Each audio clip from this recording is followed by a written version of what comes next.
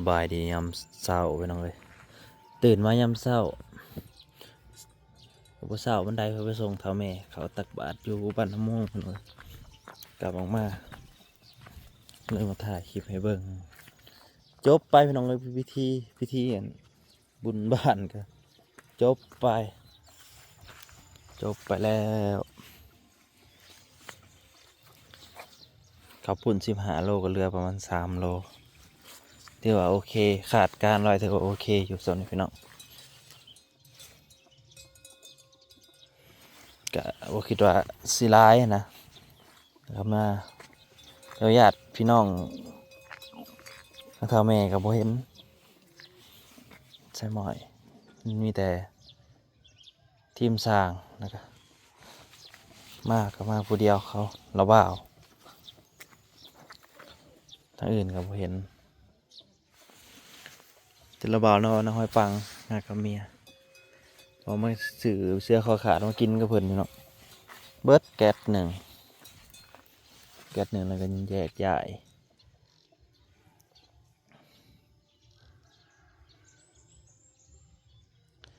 กระโพดกำลังใส่หมากพี่น้องเอ้ย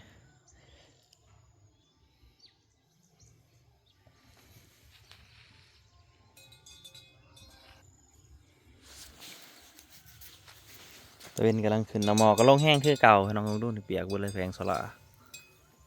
เปียกเบิดตอนนี้ก็7 โมงปลายหน่อยช่วงนี้ก็เด็กน้อยยังพักปิดเทอมเนาะปิดเทอมเด็กน้อยก็ยังปิดเทอมอยู่ประมาณช่วงวันที่2พี่น้องก็เป็นถือวันยังวันที่2จันจะได้เปิดเทอมนี่คือเทอมแรกเนาะกลางปีเทอมกลางปีแล้วก็ปีอีกที่1กับประมาณลังสงกรานต์ลังสงกรานต์ไก่ชิยามเห็ดหน้าพอละเทอมอีกเทอม1ก็ได้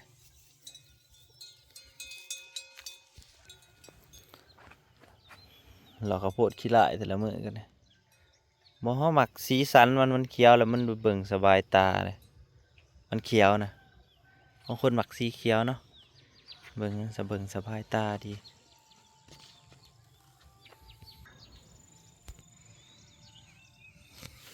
ดอกไม้หน่อยดอกดาวเรืองมาใส่อีกแล้วบักน้อยๆนี่นะขี้ดื้อเท่ๆเอาวิโก้นี่เลยใส่กันน้ำมาตัวนี้มันบนน้ำมันอุ่นคนมันลายคนมันนุ่มๆคือผ้าห่มคนนุ่มๆคือผ้าห่มนี่มาตัวนี้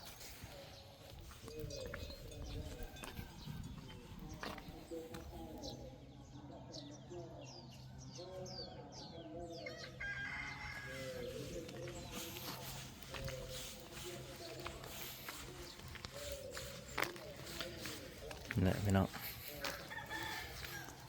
เป็นไข่คันแยกเปิดผ้ามาทางนี้ก็เครื่องเสียงก็ยังท่านไปส่งเลยพี่น้องท่านไปส่งมันตุ่มไหวอย่างนี้แล้วเครื่องเสียงตุ่มไหวให้เพื่อนของพี่ไอ้คนไปใส่เบ็ดทำกันเครื่องเสียงนี่ก็จะเป็น power อยู่นี่ตุ่มไว้หายอย่างดีเลย power เสียงกับเบส2กลาง2เอามาเล่นกันดังกระหึ่มอยู่แล้วแต่ว่าไฟมันมาจากเทิงไฟอยู่บ้านมาจากเทิงไฟบ้านเฮามันดึงไก่เด็กดึงมาไก่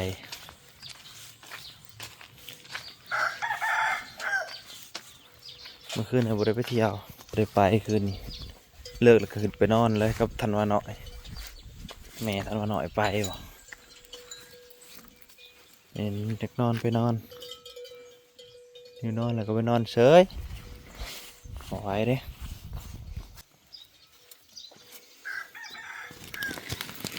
เฮ็ดหากันได้เก็บอยู่ได้นี่กำลังออกเก็บเฉยได้นี่งูควายเขาก็ออกจากคอกจากลักเลยหากินหญ้าเพื่องแห้งแล้ววันทางรุนออกไปแล้ว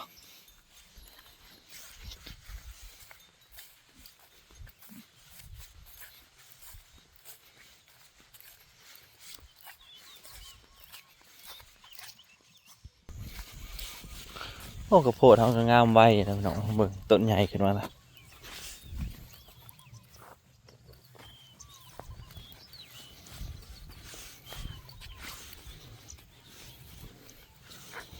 ต้นใหญ่ขึ้นมาเลยเด้ได้กินปุ๋ยกินผุ่นมันก็จัดกันจวดขึ้นแล้วแหละ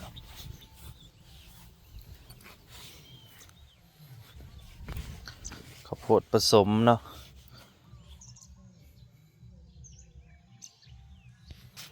ข้าวโพดผสม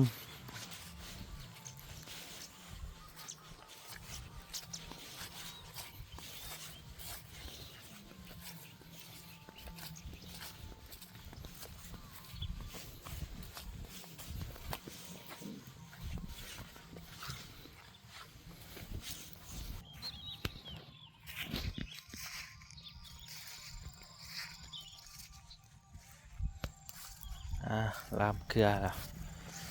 รอเบิ่งไปพี่น้องหมักโม่รอเบิ่งไปหมักโม่ก็จะเป็นอะไร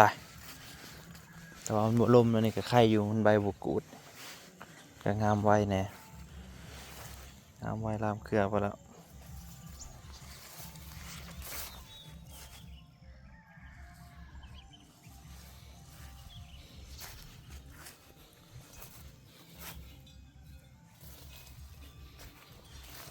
ลามเต็มหมดเลย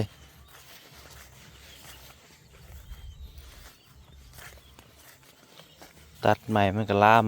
ออกมา3 เครือจากเครือเดียวเป็น3 เครือบัดแตกขึ้นมาจะเพิ่มหมากขึ้นมาอีกเครือละหมากพี่น้อง3 เครือกับ3 หมากตามนั่นแหละตามสูตรเพิ่น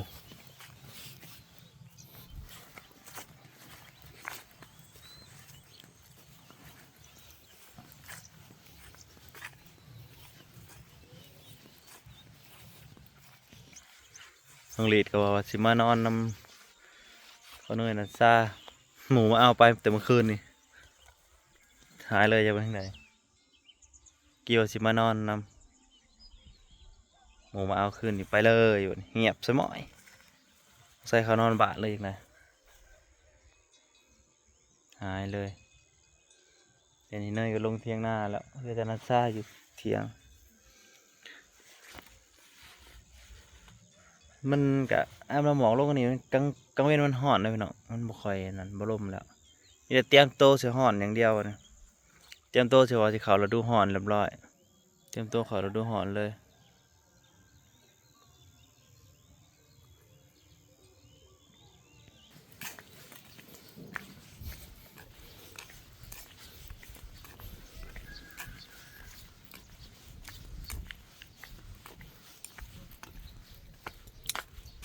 เนยนัดซาไปเล่นเทอเดอร์ได้เล่นร้ายป่ะจนเงาหนุดนะหมูมาชวนไปเล่นสไลเดอร์วันไปจนเมื่อยนะเบิ่ง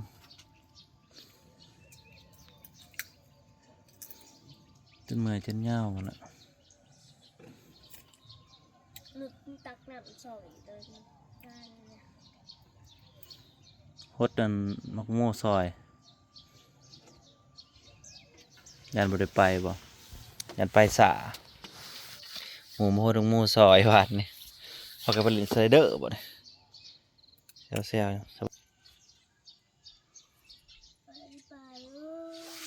เนยไปใส่เนยลงเทียงอีกหรอบ่เนยลงเทียงไปหน่อยทำไมก็ไปตักบาตรไปส่งเช้าพุ่นละตักบาตร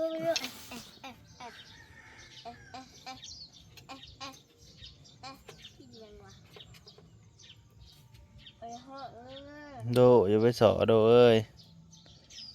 มากลางคืนระวังไอ้แท้ซุมนี้โดดสวบไปแท้รถลูเขามาหามันละโหสะโลดมันใจแต่ทิมนี่แหละพี่น้องรักษาความปลอดภัยนะมันคนมากกับ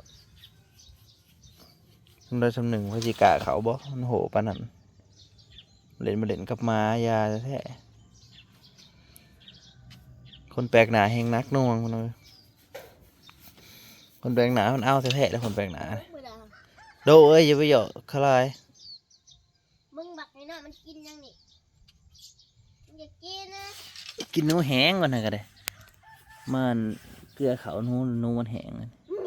หนูลายก็เลยมาเกลือเขา หรือเล็ดน้ำเนาะ มันแห้งเพิ่งไปหาน้ำกินแล้วบัดนี้ โว้เอาอ่านเป็นหรือน้ำในนี่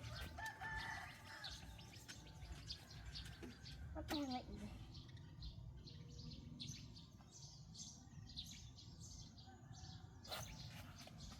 ไปล่ะขี้ดื้อเด้อ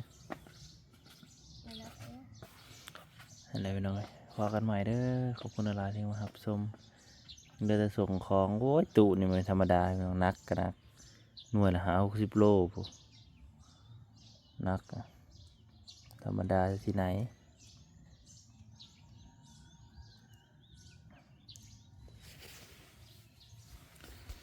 ย่อมา3-4 คนภาษีย่อเมื่อก็มีแต่เจ้าของตู้กับเฮาแหล้วกินแหละก็ว่ากันก็จะก็กลับเปิดแหละ